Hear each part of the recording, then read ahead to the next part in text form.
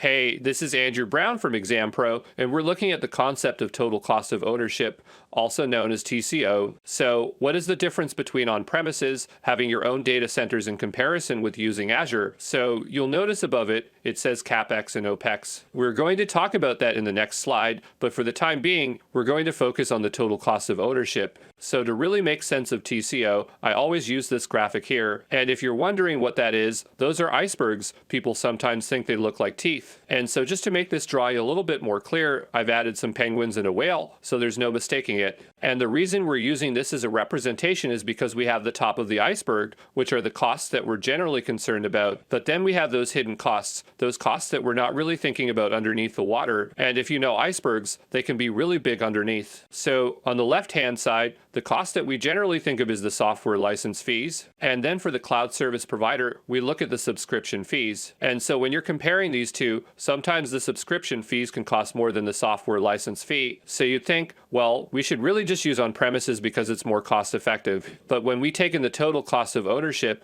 and all the costs involved, we're going to see a very different picture. So on the left-hand side, if you are on premises, you have to deal with the implementation, the configuration, and the training, but you also have to deal with the physical security of your building. You have to pay for the hardware. You have to pay for the IT personnel. You also have to deal with maintenance. Now on the right-hand side, on the cloud, you still have to do implementation, configuration, and training, but that's about it. So there's a big difference in terms of what you have to do, and you might ask, okay, well, what is the amount of savings? Well, generally people find that when they move from on-premises to the cloud, they save about 75%. That's a lot of money, okay? 75% of what you generally would spend. And so now all this stuff on the left-hand side is now Azure's responsibility. You don't take care of those anymore. Azure is going to take care of it for you. So that's total cost of ownership.